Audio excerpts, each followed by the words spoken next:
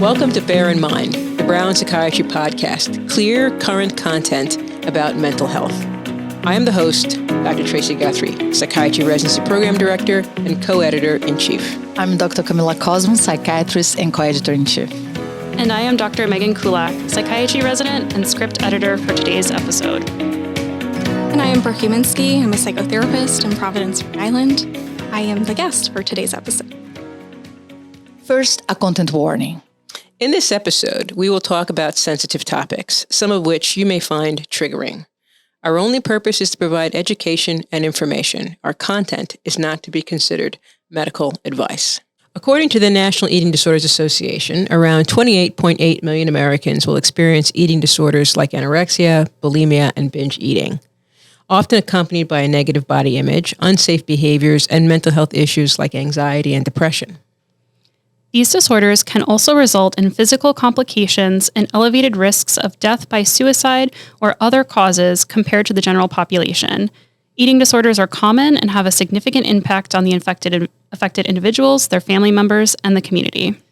To learn more about eating disorders, we invited Brooke Huminski, a licensed independent clinical social worker with a wealth of knowledge and expertise in eating disorders, body acceptance, and perfectionism. Thank you so much for joining us. Thank you so much for having me. It's our pleasure. So eating disorders such as anorexia, bulimia, and binge eating disorders have many similarities. Can you please help us understand the key differences among these disorders? Absolutely. So with anorexia, there is this relentless pursuit of thinness. There is severe restriction of food intake through dieting and fasting. There is an intense fear of weight gain, despite someone being at a persistently low weight. There's a characteristic rigidity around food that also can extend to other areas of one's life. There's often a denial of hunger. There's an avoidance of social gatherings. There's saying that one's eaten when they haven't. There's a preoccupation with thoughts about food, and this can get worse the more restriction occurs. This can include exercising excessively. There's also a subtype of anorexia that includes purging, binging and purging, which is different from bulimia because the person still maintains a low body weight. And then there's a pure restriction type. Oh, I see. In bulimia, it's a bit different. So there are episodes of binging in which someone consumes a large amount of food over a short period of time. So say 2 hours, an objectively large amount of food. And this is followed by some type of compensatory behavior. The most common one known is purging by vomiting. However, there are other ones. That includes excessive exercising, fasting, laxative use, and diuretics. Oftentimes, there are feelings of shame and secrecy. These episodes are done in secret. Lots of money can be spent on food. And overall, someone might feel disgusted with themselves and really a big barrier to seeking help. We see.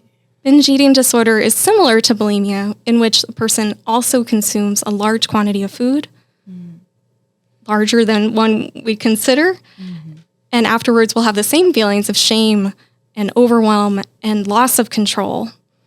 Also might be done in hiding, out of view of family members, out of view of people that care about them. This is not followed by compensatory behaviors, though it carries the same level of suffering as anorexia, bulimia, and all of these may happen in secret. And how can one tell the difference between a health eating and an eating disorder? Sure. So in our culture today, it's really difficult. We live in a culture that is quite disordered around food. It's true. So when someone is experiencing a healthy relationship with food, they have flexibility. They're able to go out to eat with their friends, pick food off the menu, and not really think much about it afterwards.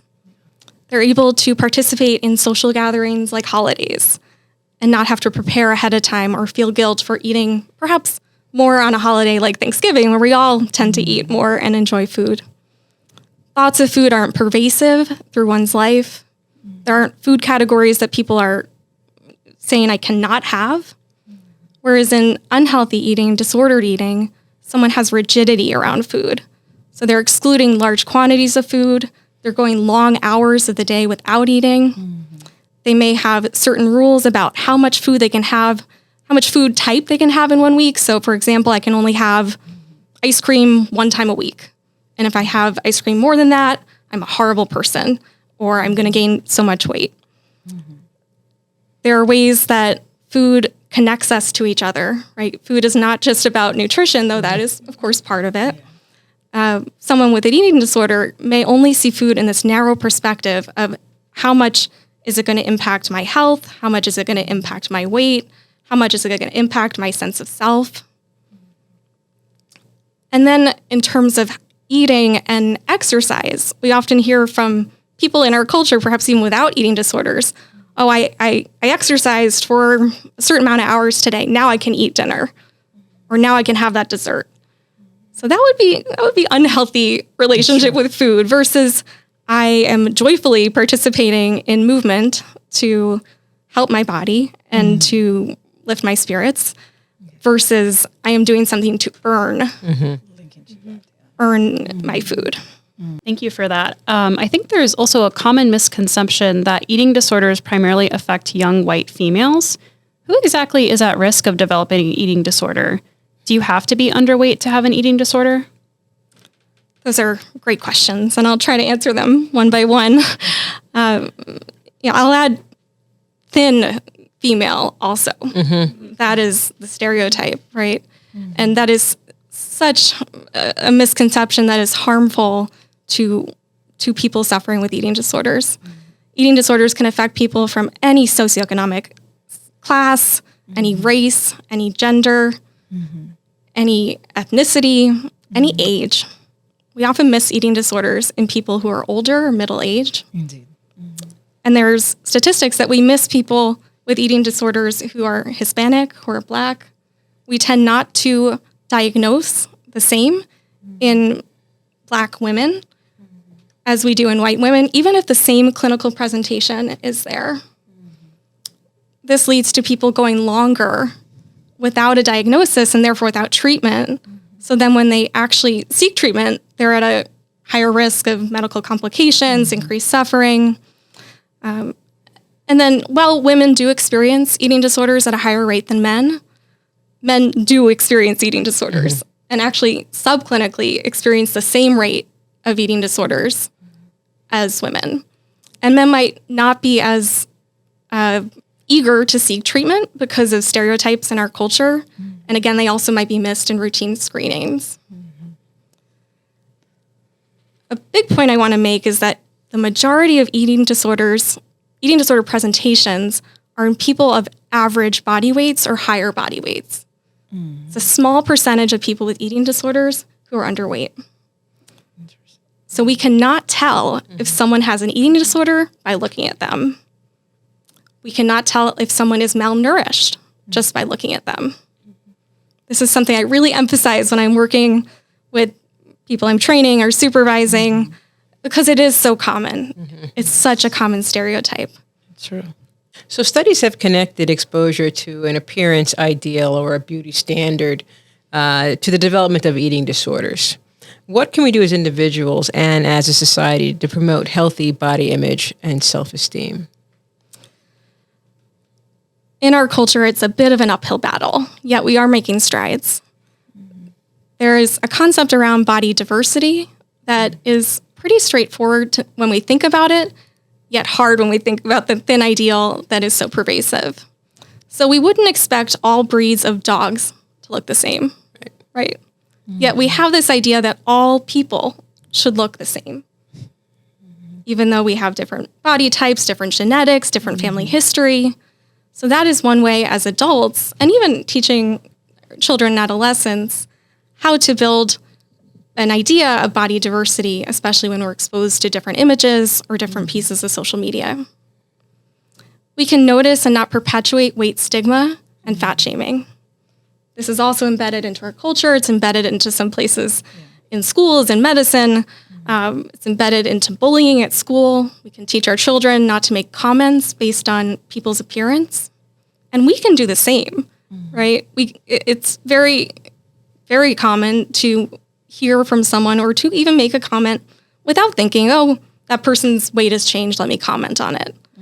And that is something really to move away from. And instead, for example, I noticed you're really kind today, or I really value you as a friend, or what's going on in your life, if there is a concern. We can think about this concept and movement about health at every size, which is thinking about different health factors that exist and that we can be a part of that aren't solely based on someone's size.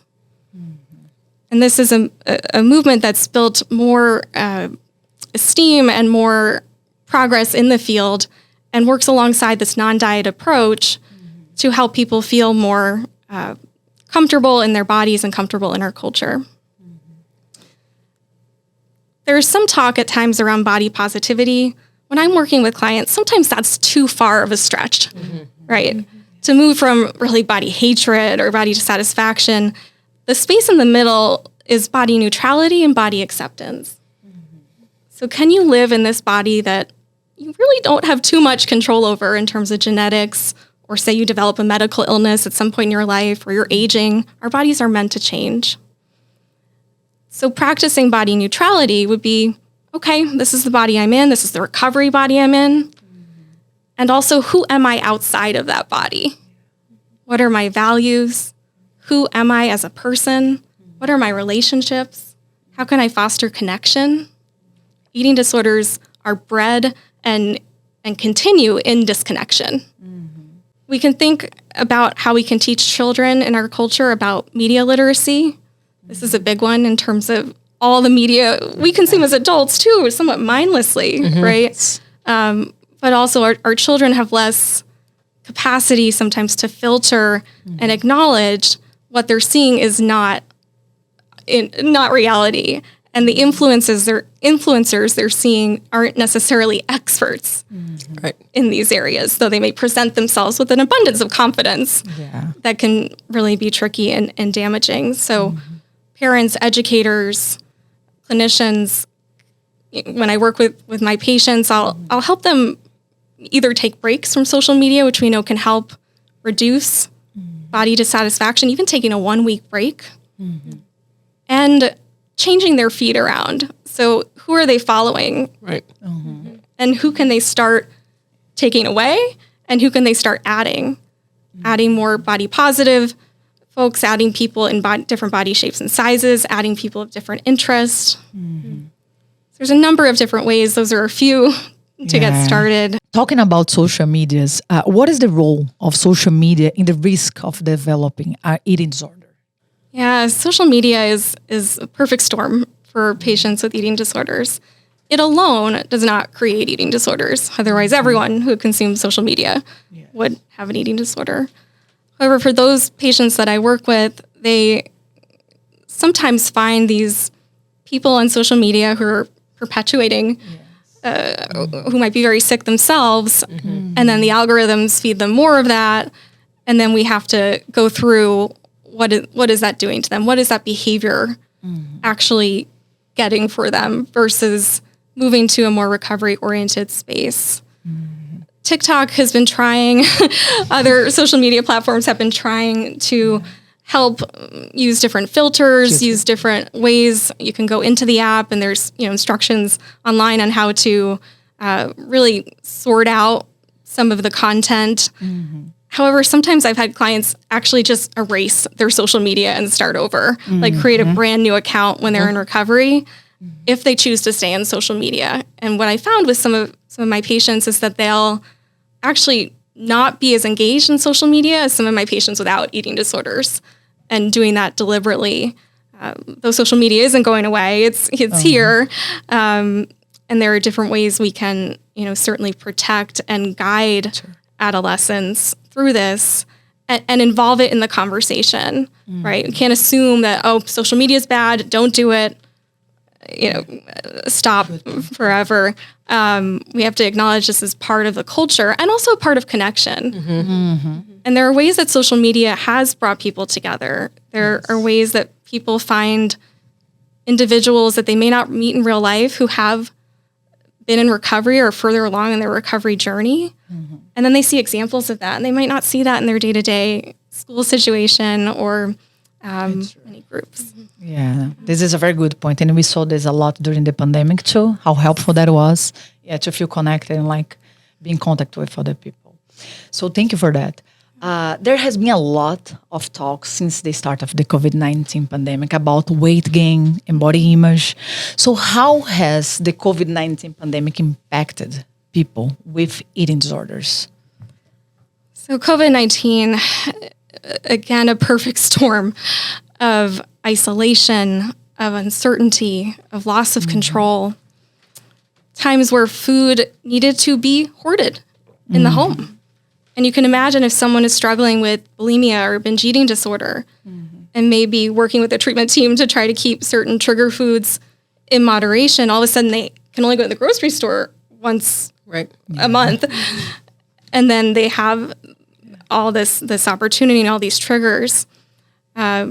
Conversely, people who were more prone to restriction, feeling overwhelmed, feeling out of control, feeling like the routines were changed, which can be a trigger in anorexia, would then turn more into a scarcity mindset and start restricting their food. We also saw a lot of over-exercising. Oh, yeah. I think we can all remember, especially those early days, everyone outside frantically walking their dogs excessively, just the ways the ways that we were all under so much stress. Right. Anxiety increased, depression increased, and therefore eating disorders increased. The unfortunate part with that was then treatment providers, treatment centers became overwhelmed. Yeah. And so eating disorder rates went up. Clinically in my practice, I saw more requests for patients to be seen, had a harder time getting people into treatment centers who were then impacted by the public health measures they had to take to keep people safe with COVID. And with regards to the COVID-19, right? This gaining the COVID-19, I think it really speaks to the dysfunction of our culture that at a time where people were dying and healthcare workers were out there in the front lines, that we were really focusing on our weight, right? Have some compassion, right? So people aren't choosing this. This is the water we swim in. And also, something to consider of really a distraction from some of the suffering and the fear and the uncertainty. So I'm wondering, for those listening who may be concerned about a family member or friend with an eating disorder, what can they do to help? That's a great question. I think people are often scared to talk about any mental health topic, but especially eating disorders. People might feel they don't know enough, or it's not severe enough, or they might have some of those stereotypes in their mind. It's enough that you care. It's enough that you want to be there for someone and are noticing that something is wrong. And what I encourage is that people do not mince words, that they're direct. I am noticing this is happening. I am noticing you are going to the bathroom all the time after meals. I am noticing that you have lost weight. And I'm saying that in a way with care. I'm noticing that every time you look sad, you turn to food. And I'm wondering if you think that's an issue for you. And coming at that from a place of non-judgmentality, a place, it can be hard for people who don't experience eating disorders to understand, well, just eat, right? Yeah. Just eat, or just stop doing the behavior. Just stop. It's hurting you. I don't want you to hurt.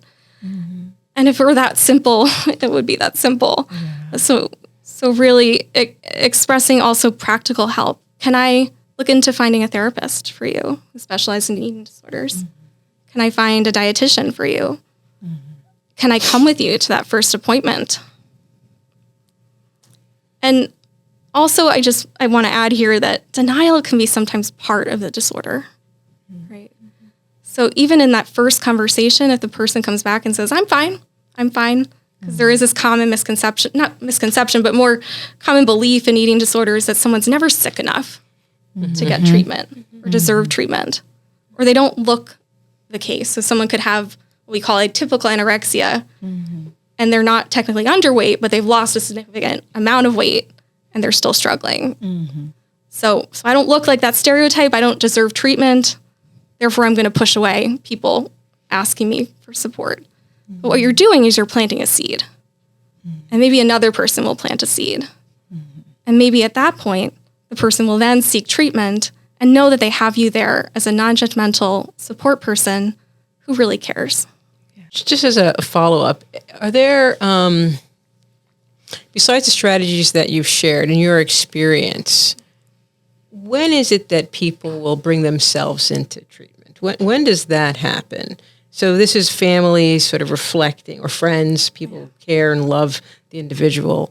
But when is it that people bring themselves into treatment? It varies, right? It varies at the age of the person. Mm-hmm. Oftentimes, parents bring their children into treatment, yet I've seen many adolescents who say to their parents, I'm struggling. Mm-hmm. Right? They're starting to notice a pattern. Maybe they're feeling more tired. They're feeling some medical complications. They're feeling distracted at school. Something is getting compromised that they care about. This can happen in college students as well. They're in college to pursue an endeavor, a major that they really care about, and all of a sudden they can't get their schoolwork done. Right. I see this sometimes right before people are trying to get pregnant, trying to address the eating disorder so they don't go into pregnancy and therefore after that parenting with the same disordered thoughts that maybe they heard at some point in their life. In middle age, people come in related to perhaps some type of medical complication seen at a PCP visit, or after a divorce, or after a lifetime of exhaustion of these thoughts. So for some people, eating disorders have a large degree of denial. For other people, it's more like they don't know any better. They don't know that there's a better way to feel. And so sometimes what I'll see in my practice, people will come in for anxiety or perfectionism or ADHD, and then we'll discover after some months together, what's going on with your food?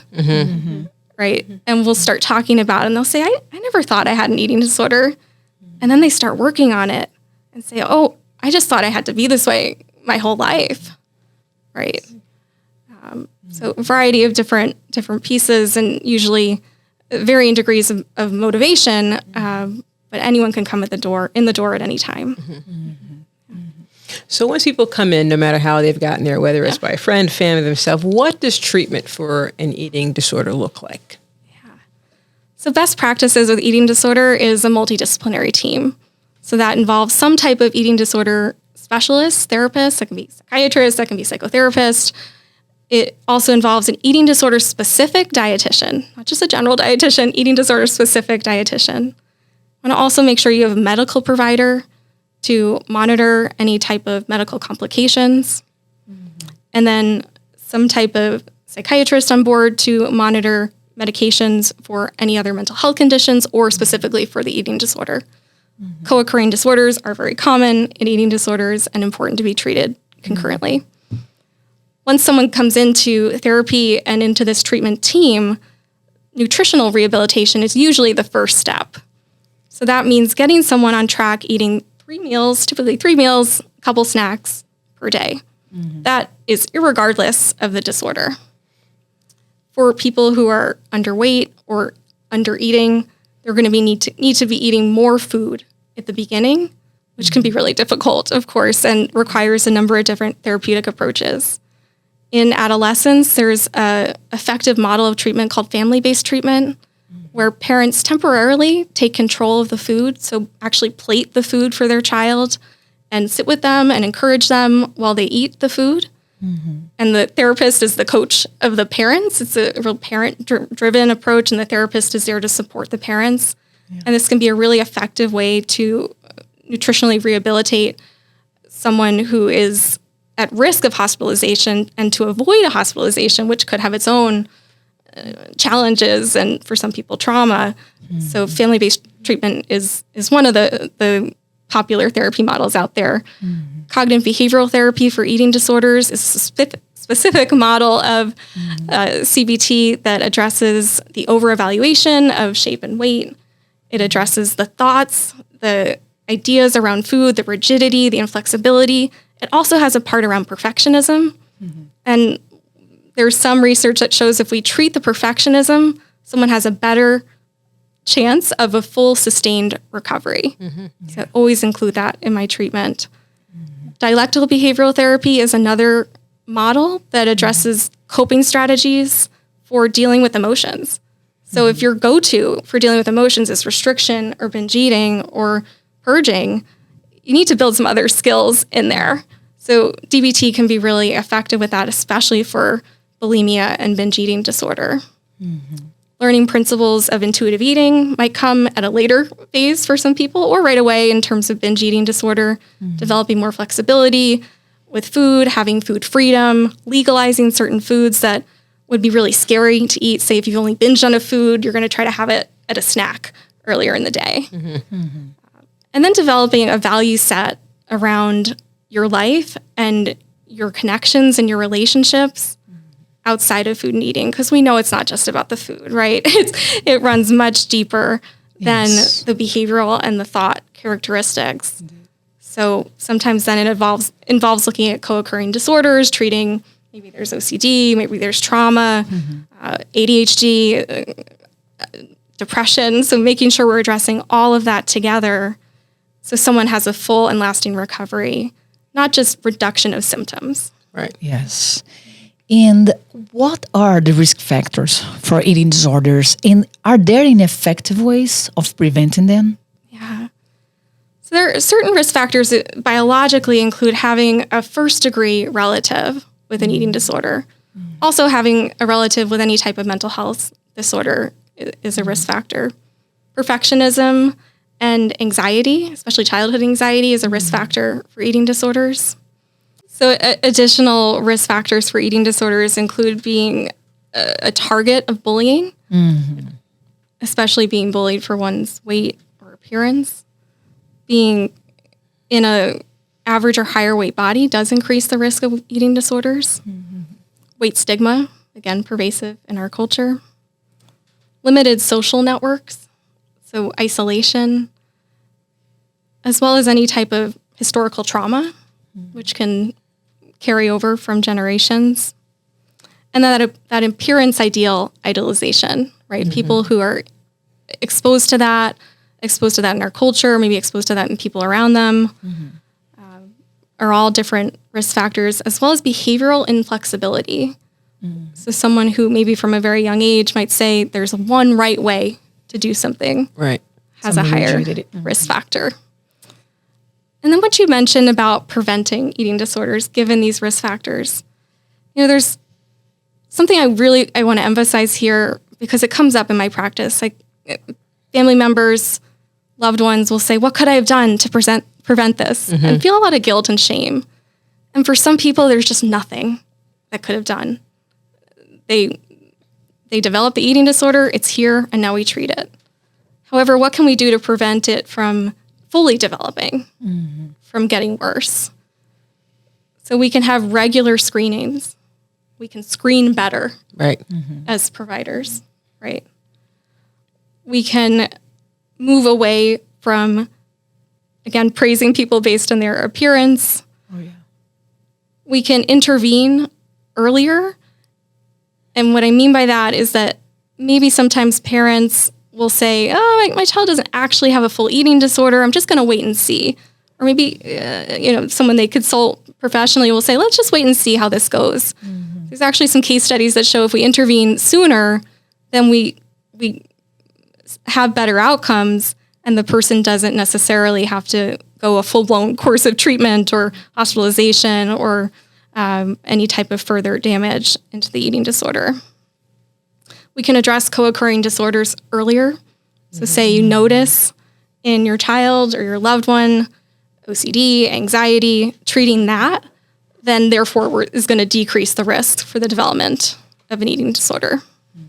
So what are some of the current barriers to accessing treatment for eating disorders? So unfortunately, there are a number of different barriers, and they can be broken down into different categories. One is systemic. Yep. So we frankly don't have enough treatment centers. We don't have enough treatment providers. People may need to travel outside of state, which means they might have to take time off work, whether they're parents or they're the individual. They might lose their job and therefore then lose their health insurance. The health insurance itself, the system in terms of covering eating disorder treatment, has historically not been too kind to patients with eating disorders. The worst tragedy I've seen is someone going to a treatment center, getting that courage and vulnerability to say, I need help, I'm deserving of help, and then they're released too soon because of insurance. Mm-hmm. And there's a lot of good groups in the country working on this, yet it's still a battle. Mm-hmm. Cultural barriers can include people's families or certain ethnicities saying, well, we don't have eating disorders, right? That's a white person problem. That's not anything that we deal with in our culture. So then someone may not identify or believe that they have an eating disorder. Additionally, people with eating disorders may feel a lot of shame, may feel the fear of being judged, may not know where to go, who to talk to. Making that first call to a provider is so scary, right? And this American idea that we have to do things on our own, right? That we can't ask for help. There can be healthcare barriers. So a lot of treatments have been designed for white women. And sometimes treatment effectiveness doesn't translate to people who are transgender or of different races or ethnicities or live in larger bodies, right? So that is another barrier in terms of the treatment system. People may have had negative experiences in previous treatment centers or previous therapists and may be reluctant to seek help after that. So for those listening and wondering if they might have an eating disorder, what would you recommend is their first step in seeking help? I think it's really brave to self-reflect and even think of that question. To wonder, is there something going on with me? And usually if that question is there probably is. So not to doubt oneself. So this could involve asking someone you care about would you sit with me while I look through a therapist referral site? Would you come with me to that first appointment? Again, reaching out to a specialist, making sure you're seeing eating disorder specialist, a therapist, psychiatrist, dietitian. I would say PCP, except PCPs do the best they can, and the training they get in eating disorders is very small. But if you have a trusted PCP, that is someone you could go to and say, I want a referral to an eating disorder specialist. Again, it's this idea that you deserve more than what you're living with. This does not have to be the rest of your life. Just because we live in a culture that's disordered doesn't mean that you can't feel better and that your eating disorder isn't real. Oftentimes, when I work with folks and they achieve this strong recovery, they are not the ones at work talking about their diets.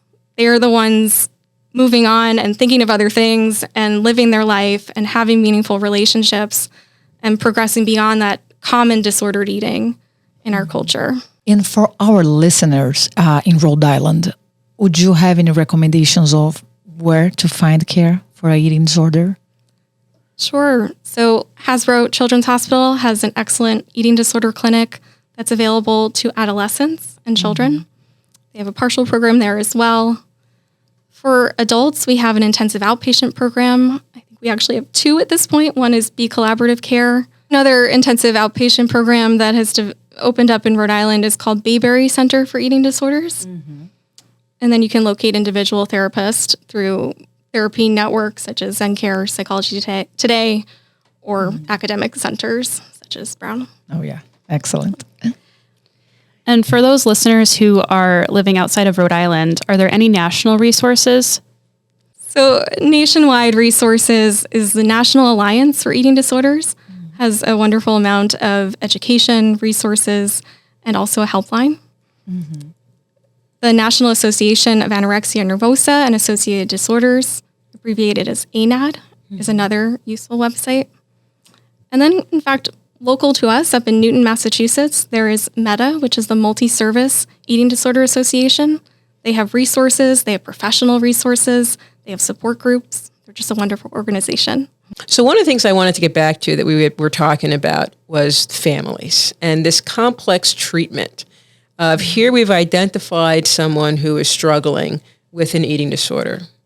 And now the intervention, the standard of care is to involve the family in that treatment to do monitoring of meals. And that requires a lot of time, a lot of effort, a lot of emotional energy, and can set up a disagreement between everyone. It can set up, the therapist is now prescribing this rigid structure to help get them better. The patient feels controlled in a way, and they're trying to fight against that control. And the parents or loved ones are having to insert control where they may not have before or been very uncomfortable with it.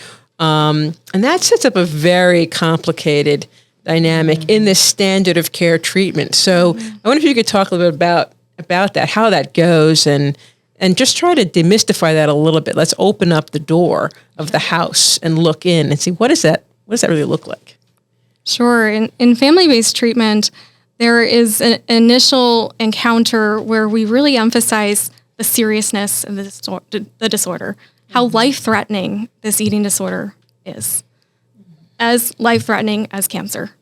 So the treatment that requires all this emotional energy, all this time, and privilege, right? Privilege to be able to take time to do this, and not all families can, and there are other treatments that we can use to really bring parents into this idea that this is critical.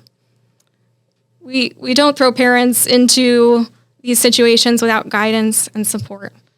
We actually do a family meal together where the therapist is observing what's happening at the meal. This can be done virtually. This can be done in person. This can be done in the home. And from there, the parents are taking this power role. And for a teenager, you can imagine how that goes. Clinically, I see that it goes better when the teenager is younger.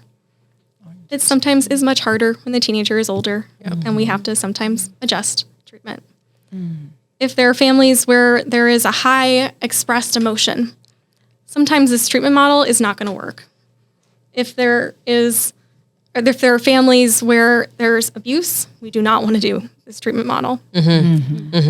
Where there are families that have the capacity, have the resources, have the emotional bandwidth, and can access that support, this model, again, can keep people out of the hospital, where a nurse might be doing this, or a medical professional, and the child will be separate from the family and lose that connection. So there is flexibility in family-based treatment. There's not necessarily a prescribed meal plan, though dietitians can be involved. In traditional FBT, parents are feeding the child as if they were feeding them as they were growing up. We trust the parents. You got your child this far. We trust you to feed your child through this. And then there's a big emphasis in therapy on validation and support.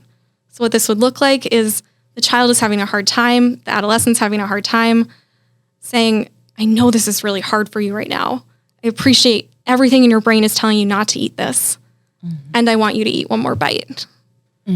So statements like that, coaching parents, and usually in the beginning, there is conflict, there is screaming, and we do a lot of externalizing of the eating disorder.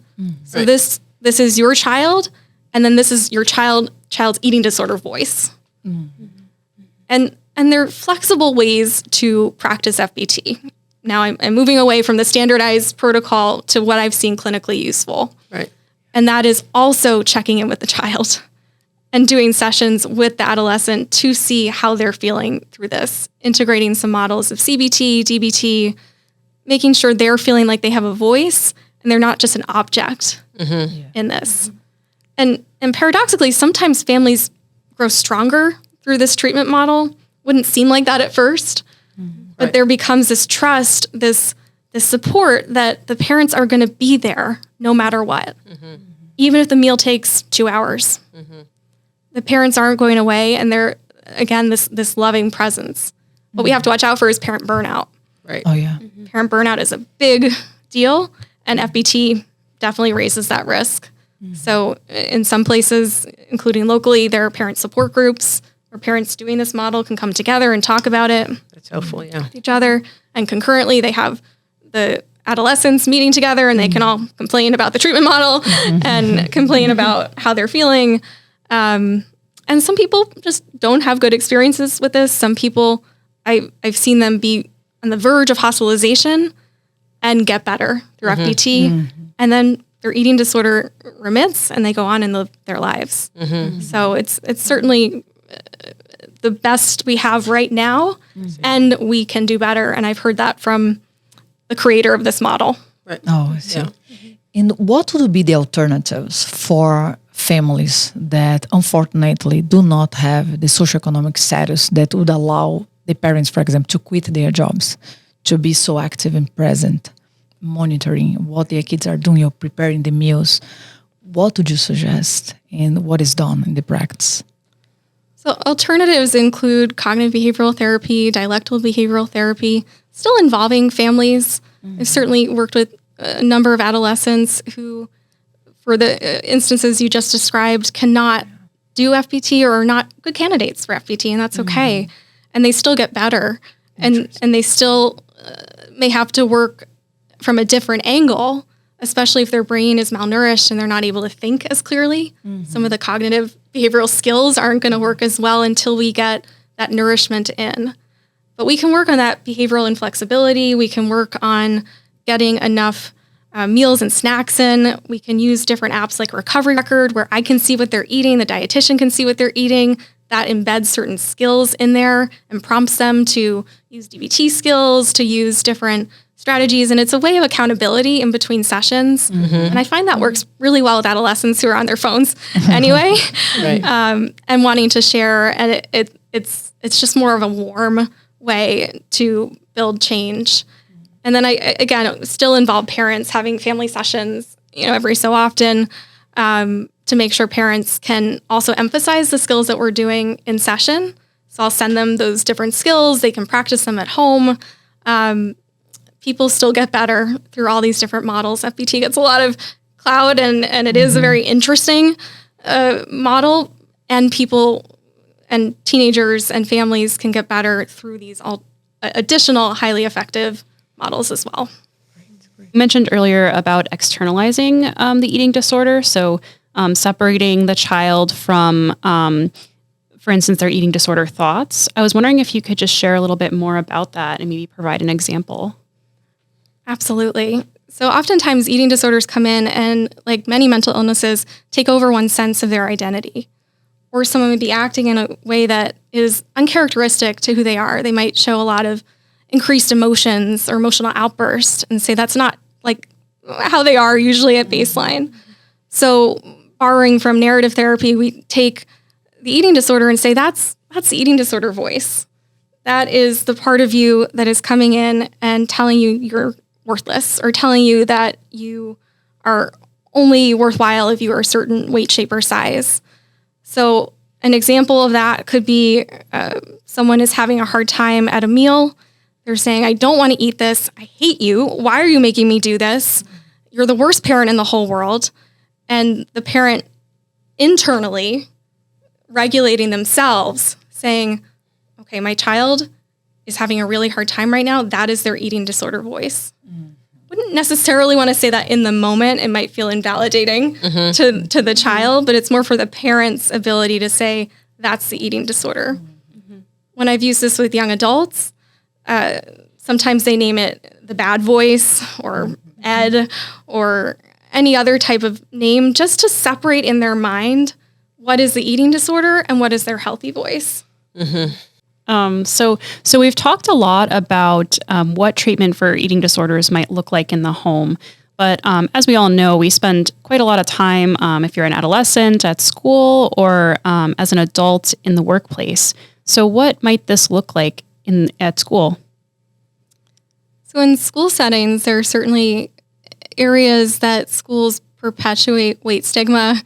And I've even heard of weighing at school, or lessons on good and bad foods, even as early as preschool.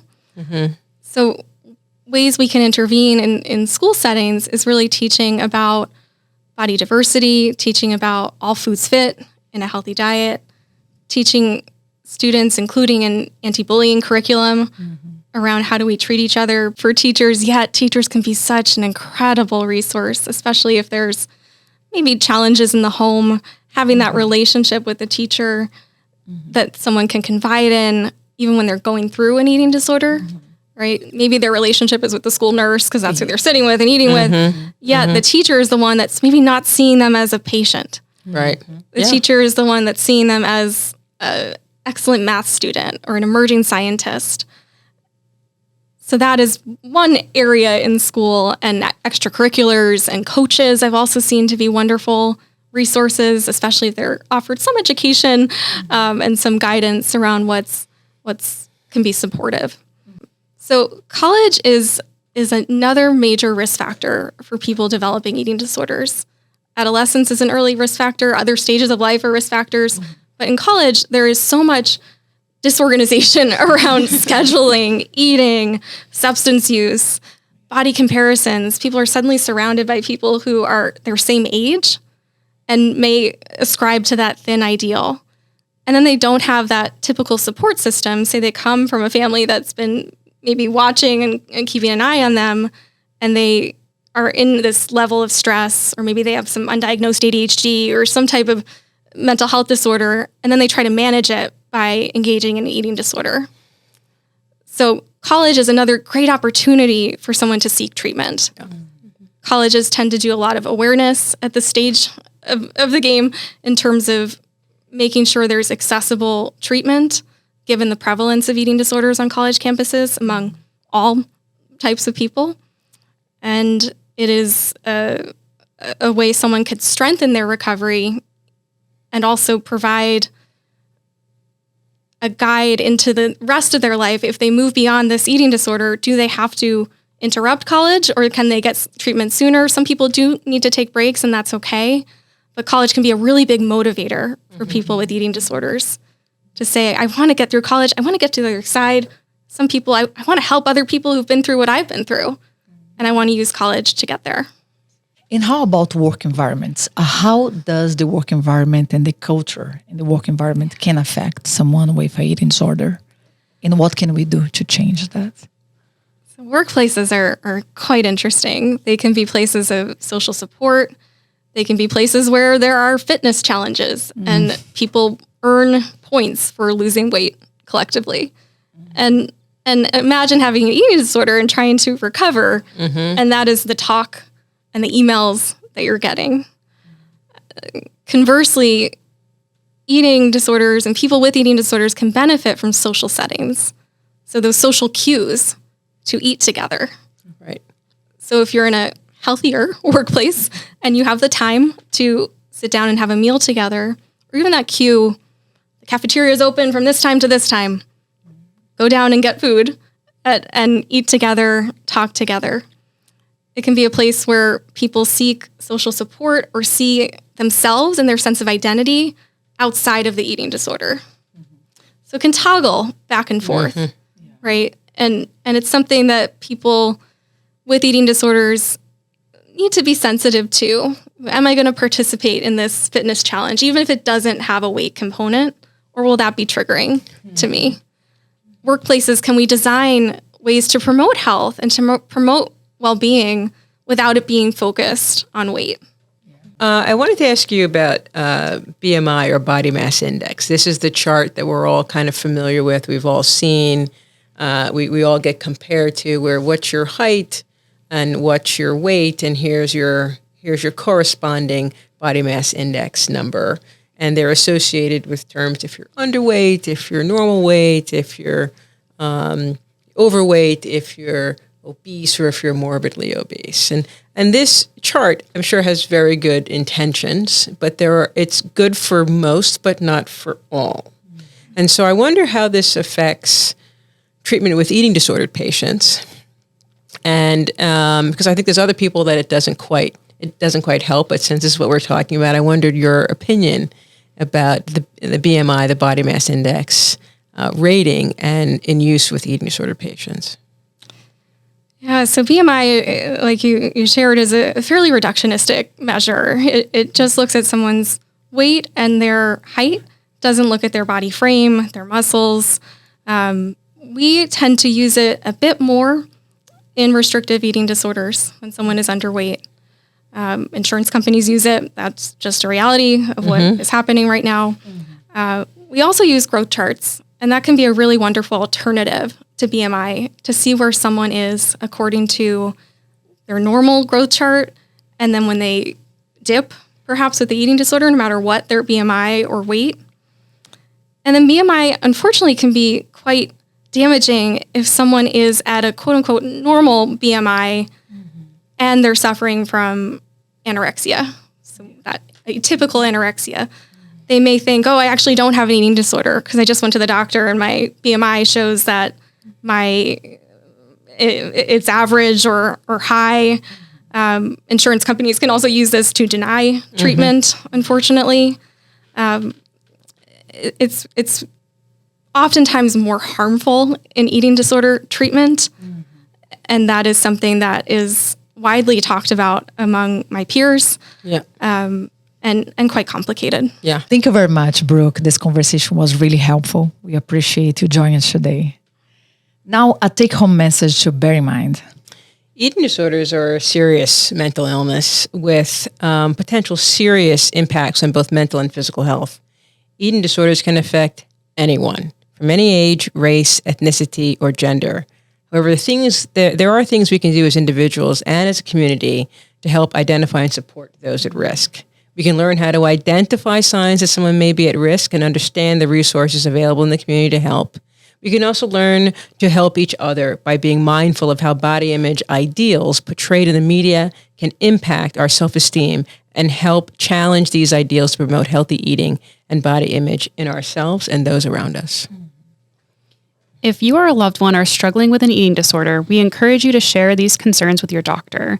You can find more information about eating disorders and treatment options near you through the National Alliance for Eating Disorders and the National Association for Anorexia Nervosa and Associated Disorders, or ANAD.org. If you are interested in prevention efforts, please check out The Body Project, which is a group-based intervention for high school and college girls to help confront unrealistic body ideals and improve body image and self-esteem.